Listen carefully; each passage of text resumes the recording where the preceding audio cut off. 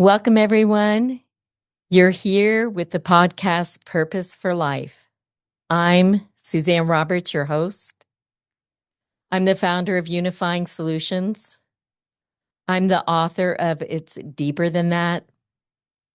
I am the designer of the Polarity System Design and the Great Reconnection.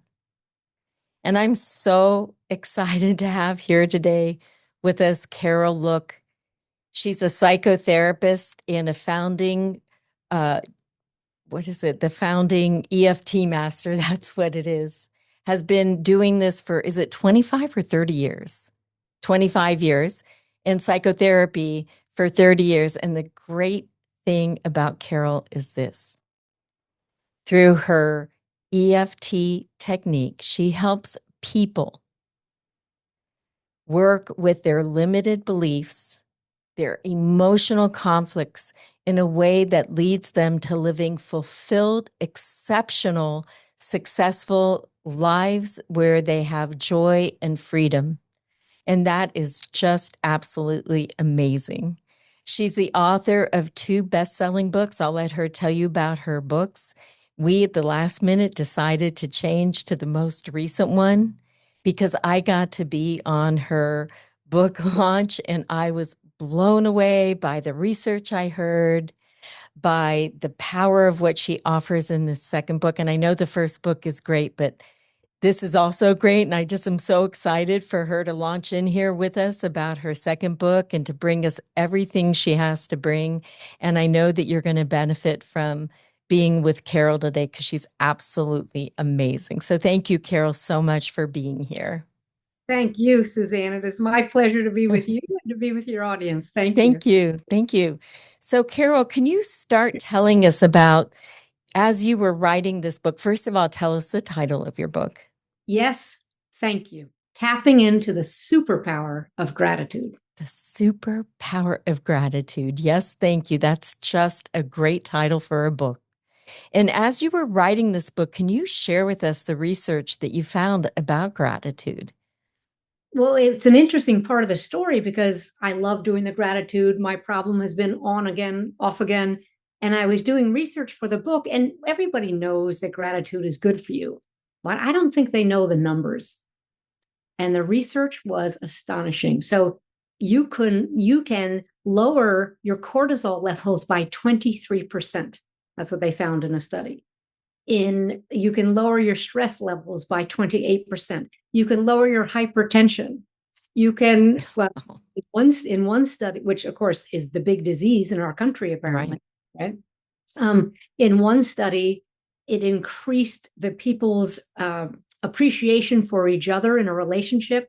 And the reason for that was the gratitude that they shared. It helps people at work. Many people have bosses who don't know that, but when they're appreciated, it increases what they do at work, their efficiency, and they're showing up. And some of the sleep studies have incredible numbers. So I kept finding this research. I thought I would find it's good for you, it makes you feel better. Yeah. But these were raw numbers in big studies saying things like increase your happiness by 28%. 28% increasing your happiness and lowering your stress levels and your cortisol by 23 and 25%. This is unheard of with anything that's free. Absolutely. And when you think about the tangible results, and you're talking about cumulative impact, you're not talking in one sector. You're talking in multiple sectors because we're in relationship all the time, whether it's at work or at home or wherever we are, or with the person at the grocery store. We're always in relationship. But our health, our well-being, our attitude, our positivity, our contribution, it's amazing. It really was amazing to see it and then to write it out in the book and see, oh, here's another check, check, check, check. It was really astonishing. And I think that just supported the reason I wanted to write the book. And has it changed your practice of gratitude? It has, because I had to work on the reasons that I wasn't doing it consistently.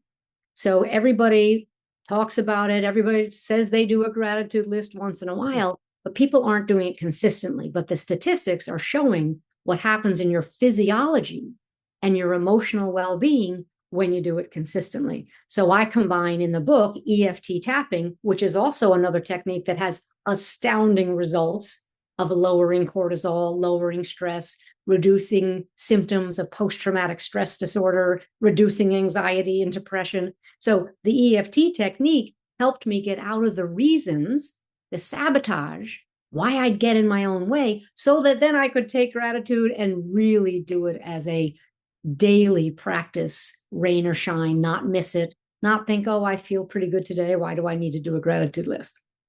That's amazing. So the research compelled you to take on the gratitude practice and to look at what your resistances were to doing it. And did you use EFT to help you move through those resistances? I'm always the first guinea pig. So I always use EFT myself. And I had wow results for myself 25 years ago and 20 years ago when I was using it. So I've had amazing breakthroughs. And I knew that if I still wasn't doing something that I know is good for myself every single day, that something's in the way. The sabotage, I don't deserve it, I'm not worthy. Oh, well, whatever we do to get in our way, we put a lid on our success, right? We don't want to shine because, as you heard in the book launch, if you do gratitude every day and use EFT every day, you are going to change. Make no mistake. Yes. You're going to change, you're going to improve, you're going to feel happier, you're going to do better at work, you're going to make more money. Like all these things are going to happen. And that's part of the resistance, is that people are afraid to really be that successful. They talk about it a lot.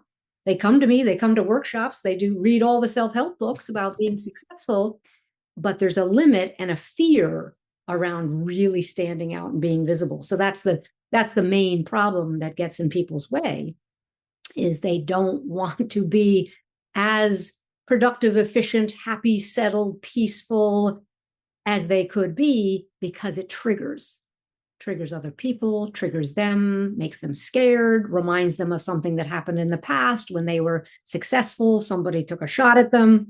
So that's really the underneath it all, that's the reason that we get in our own way. So there ends up being competing commitments, right?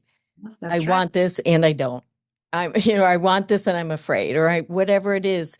I think this would be a good time to say the title of your first book, because it leads into the gratitude, right? So will you share what your first book is? The first book is The Yes Code, which is my simple version of a coaching program, transforming sabotage into success. So first you have to know that you are sabotaging. Then you have to know why, which means you have to ask really good questions about why you would put a lid on yourself. Why would you get in your own way? Then you have to do work to treat the real reason. Our culture is quite obsessed with behavior, right? Clean up the clutter, lose the weight, stop the drinking, make more money. And it's not the crux of the problem. The problem is the beliefs and the emotional conflicts. That's what's keeping us back.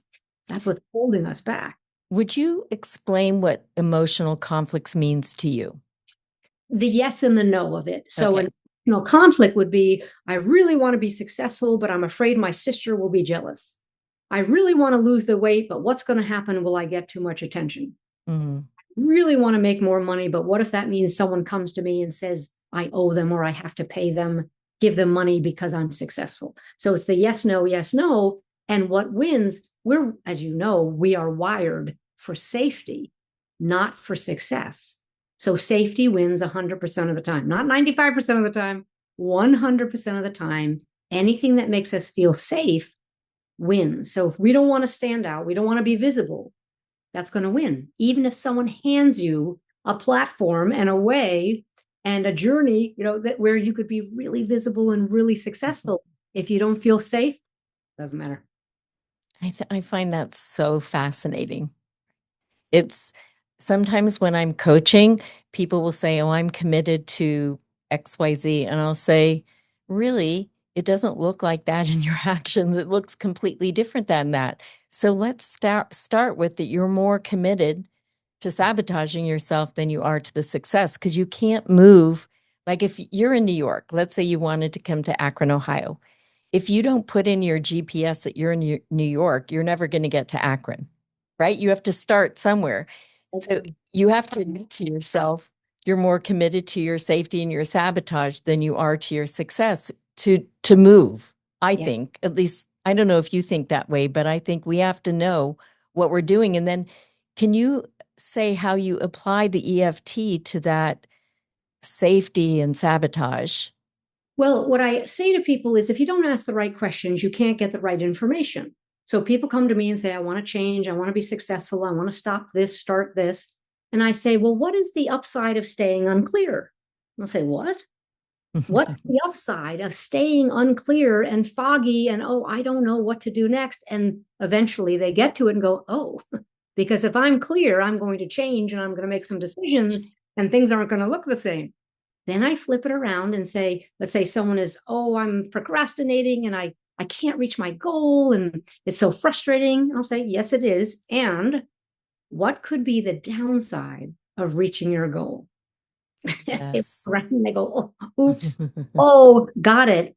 I don't want they're afraid of some negative consequence of reaching their goal. And again, standing out, being visible, being noticed, rocking the boat, something's going on. Then you have something to tap on. Again, in our culture, people are obsessed with the behavior. You don't tap on procrastination behavior because there's nothing there. It's a behavior. You want to get to the feelings or the beliefs. A belief Okay. might be, I think it's unsafe. I'm convinced that being successful or standing out is unsafe. The feeling is, I'm just afraid to stand out. Mhm. So we have the emotions and the beliefs. Now you can apply EFT tapping to the real reason you're stuck getting in your own way. And the real reason is either an emotional conflict, a yes, no, or a belief that says, I don't have what it takes. I shouldn't be successful. Nobody in my Mm. family has ever been successful. So there are lots of each. There are lots of emotional conflicts and many, many beliefs. I think listening to you, what I'm really struck by, Carol, is your capacity to ask the right questions and to hold a lot of context in terms of being a psychotherapist and understanding trauma and understanding fear and understanding safety wins. And I appreciate all those skills that you bring to the EFT and also to holding the space for people to be able to be with themselves and shift. And then I want to ask you one more question. And I would love it if you'd demonstrate with me so people can see what it is. Because some people might know what EFT is, but I also think it's really helpful to see. So you're talking about uh, emotional conflict and a belief and safety. So it seems like those things are tied together in the nervous system. Is that right? And so does EFT help the nervous system settle, or what does EFT do with the nervous system with an alarm in us? Yes. So what EFT is doing is combining your focus on a challenging issue. So if you're afraid of shining, afraid of success, you bring up that file in your mind. Uh-oh, I'm worried about going out on stage, or I'm worried about publishing my book, or I'm worried about this. And you're pairing that, which opens up the fight or flight response in your brain and your nervous Mm. system. You're pairing that with tapping on acupressure points that calm down the fight or flight response. So that's why Beautiful. I don't understand, how can you use this for a fear of flying and for fear of success and for symptoms in the body? Because all of those create this fight or flight reaction in the brain. So we open up the file in the brain, right? And at the same time, we pair it with a tapping, and that's what calms down and rewires the nervous system around the topic, the stress, the challenge, the traumatic event from your past. That's why it works, and why it works on fear, resentment, guilt, frustration, all the feelings, as well as all the beliefs. I'm not good enough. I don't have what it takes. I'm not worthy. It works on all of those, as well as symptoms in the body. Thank you for sharing that. That was really beautiful to listen to, actually, and it really was, and helps me. And I'm believing our listeners have a deeper understanding of the power of this, and also that you're an EFT master, and that makes so much sense listening to you. I love it. Thank you so much. Thank you. Thank you. Over the years, again, imagine I was my own guinea pig. The first thing that I took care of in myself was long-term insomnia. because I calmed down my fight or flight response enough to fall asleep when I was tired. I was always tired, but now I went to sleep. Now I actually slept a full night's sleep, right? 8 hours. That was 25 years ago. That changed everything in my health. Wow. I stopped creating these tumors that I would create. I lost 25 pounds. Why? Because before I didn't want to deal with the grief. So some people don't want to lose the weight because they're afraid of the attention. Some people don't want to lose it because they'll feel resentment. Some people are afraid of whatever they're afraid of. I didn't realize that I had so much grief inside. That's what I was using overeating for. And I come from a long history of an addicted family. So mine was just food, cigarettes. And what I needed to do was get to the grief. And then I no longer needed the protection of the weight. Interesting. I didn't know that. I learned something today. Thank you. I appreciate that. Yeah. What do you think about doing it with me as an experiment so people can Love see to. it in action?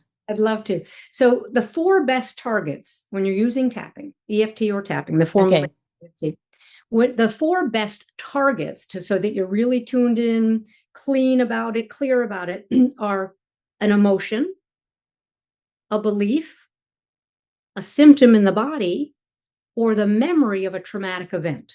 Mm-hmm. So you choose, you can either use something that's real, or we'll just do a demonstration and I'll show how you do it and what you say.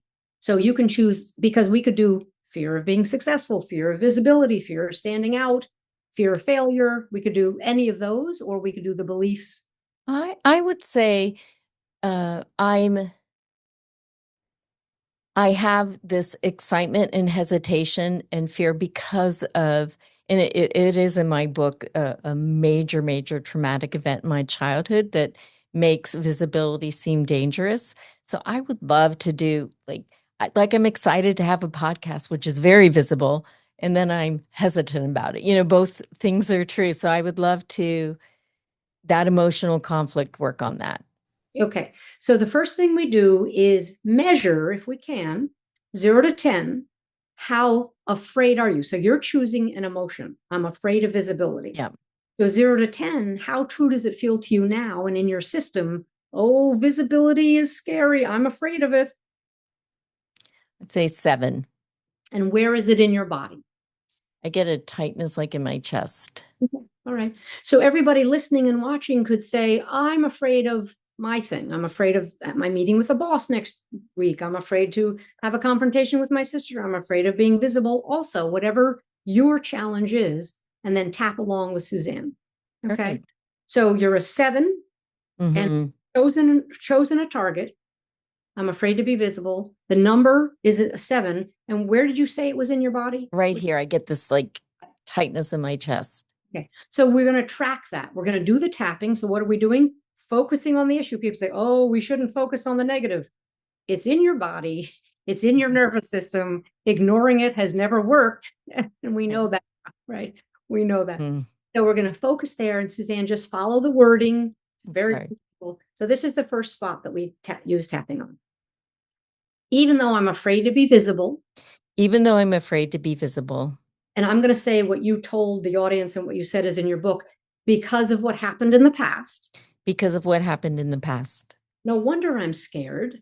No wonder I'm scared. I deeply and completely love and accept myself anyway.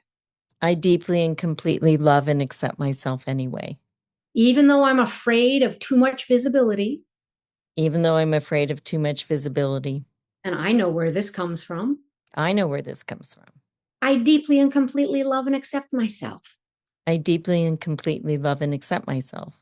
Then we tap with 2 fingers of our dominant hand and we go around the face and the body on these what we call acupoints. The first one is the beginning of the hair of either eyebrow. And you just tap there and we're just naming the problem. I'm afraid to be visible. I'm afraid to be visible. The next point is on the side corner of either eye. I'm afraid to be visible. I'm afraid to be visible. The next point is under the eye. I know where that came from. I know where that came from. Next point is under the nose. Very important acupuncture point here. I'm afraid to be visible. I'm afraid to be visible. The next point is the chin point. It doesn't feel safe, and it wasn't safe being visible. It doesn't feel safe, and it wasn't safe being visible.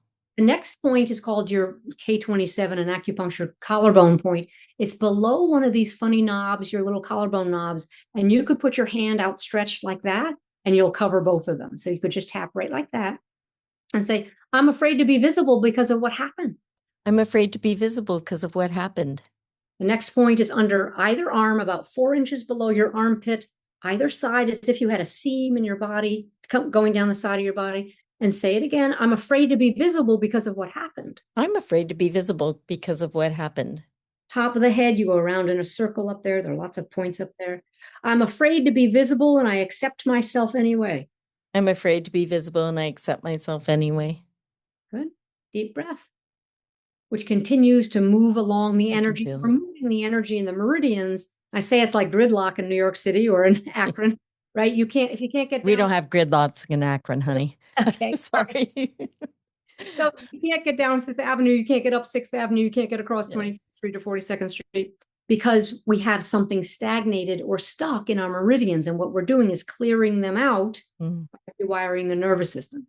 So then we'd go back and say, Suzanne, you were a 7, tightness and restriction in your chest on this idea of fear, on the feeling of fear of being visible. And then you would just check in. There's no wrong answer. So you just check in again. I almost started laughing during it. It seemed absurd in a certain kind of way. I don't know.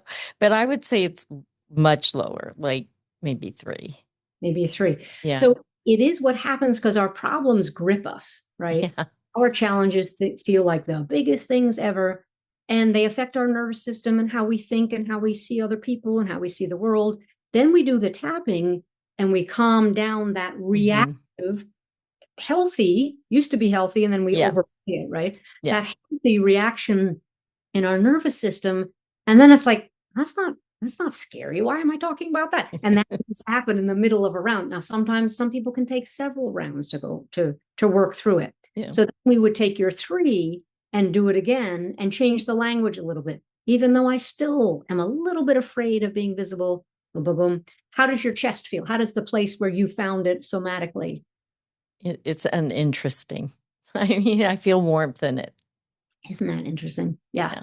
And everybody's different. And over the 25 years of tapping, and myself and my friends and clients, everybody has a different reaction. Some people get hot and cold.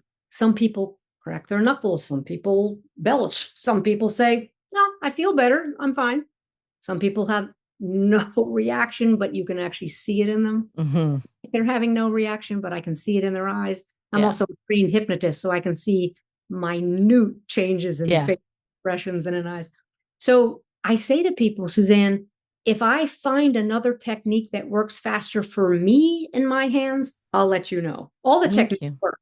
All the techniques work, right? This is the best technique in my hands. And I was trained by the creator, Gary Craig, who's now 88 years old in California. I was trained by him and went to all the workshops and all the trainings and worked at it and used it. And I love it. I love it. It's given me and my clients a great deal of peace. And the fact that I get to do this work is pretty profound. I love that, Carol. Thank you for doing that with me. I was wondering if you'd be willing to read a little bit from your book. I just love the book so much. And I'm just going to get my glasses back on. Sure. And I want to make sure people, as we'll say this now and we'll say it at the end, but how can people get a hold of you to have this great experience?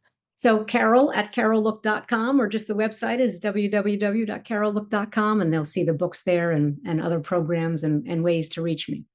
And we'll make sure we put links in for the books with the podcast and everything and how to get a hold of you. But I also like listeners to know. But let's hear from your book. Okay. So this is from Yes, Thank You. I didn't write this book because I was perfect at sticking to a gratitude practice. I wrote it because I wasn't. First, I had to learn which gratitude practices worked for me, and then I had to feel inspired enough to be consistent. I needed a reason to stick to it, to counter all the excuses I used to forget my practice, starting with life got in the way.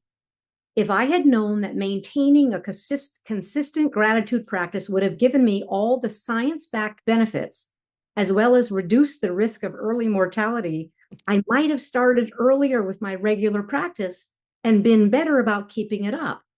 Or would I? When the scientific research is so prolific, you might find it puzzling as to why you wouldn't follow through with tapping into such an incredible superpower. Why would we turn away from taking care of ourselves with such a simple habit when the results are backed by science? Because we all have emotional blocks, limiting beliefs, and self-sabotaging behaviors that eclipse the priority of taking care of ourselves and limit our capacity for joy and contentment. After more than 30 years of working in the mental health field, I have found 3 primary blocks that limit our capacity for more joy, contentment, and happiness. Number 1, there's no more room for joy and contentment. Our emotional container is already too full of negative conflicts and memories from our past. Number 2, we don't feel deserving of more happiness and fulfillment. As a result of these past emotional conflicts and experiences, we developed low self-esteem, which led us to devalue ourselves. And number 3, we sabotage our efforts to be happier and more successful. In an attempt to protect ourselves from standing out or being a target for criticism and jealousy, we sabotage our personal and professional success. These behaviors keep us under the radar and therefore safe and out of the spotlight. If we are emotionally full of the past, don't feel deserving of success and happiness, and are afraid of what feeling better and living an exceptional life might trigger in others, we won't feel inspired to stick to healthy habits and behaviors, much less engage in the superpower of a gratitude practice, no matter how astonishing the research is. The real question is, how much joy and happiness can you handle? This is my second time hearing, and I feel like I could hear it over and over and over again, and there will be an audiobook. Is that true? That's eventually. Because Yeah. I love listen. Are you going to read it if you do it? Yes. Oh Yes. my gosh, I love listening to you read. It's just amazing because you're so connected to the work. It's sort of like having a transmission while you're talking, listening to you, Carol. And I'm so grateful to have you here today and to share the power of your work and share the power of who you are as a human being. And I'm so excited. I hope everyone goes out and gets both books and also reaches out to Carol to get tapping done with her so you can have the joy and the success and the fulfillment and the peace that you all deserve. You all deserve it. We do deserve it. And as your title says, it's deeper than that. So some people learn the tapping and they do little tiny things on the surface, and that's fine because they'll get results. We need to go deeper. And that's the advantage I have of having been a psychotherapist for 30 years. We need to go deeper. This is not surface information or surface conflicts that are getting in our way. They're big. Yeah, And if we absolutely. Thank you, Carol. Do you have anything else you want to add here today? don't give up. I've had people write me from all over the world and say, you told me to keep going. You told me to try it again. You told me to, keep the faith. You told me to keep trying this. And it worked. Sometimes people, they're not with the right practitioner, or they don't know how to do it, or they're afraid to do it because it's around trauma. Don't do your traumas. Do something else. Do something smaller. You don't have to, we're designed to hide from our own traumas. So then people might say, yeah, but it didn't work. Well, because you don't want to tune into your trauma. And I don't blame you. Yeah. Right. So keep at it, keep at the practices that really help you and support you because you deserve it. And Carol, do you have group practices as well as individuals coming to you, or what are the offers that you have that people can join into? so I do a series every quarter where many people can join online, and I do 6 hours, 6 calls over the weeks. Okay. So it's a lot of fun. And then individual work. And then I go to conferences around the world. I was just in Australia and Yes, you're an international speaker. Phoenix. Yes. So lots of different places that I'll end up at a conference, which is a lot of fun because I love meeting people from all over the world. It is so much. Again, I can't believe I get to do this work. And I know you feel that way too. The honor that you Yes. get to do the work that you're doing in this world is beyond words sometimes. So once again, how do we get a hold of you? www.carollook.com. You can email me, get the book, enter into any of the programs there, and just write me an email. It's a great way. Thank you so much, Carol. It's been great having you here today. And this is the conclusion today of the podcast, Purpose for Life. And thank you all for listening, and we look forward to you joining us the next time.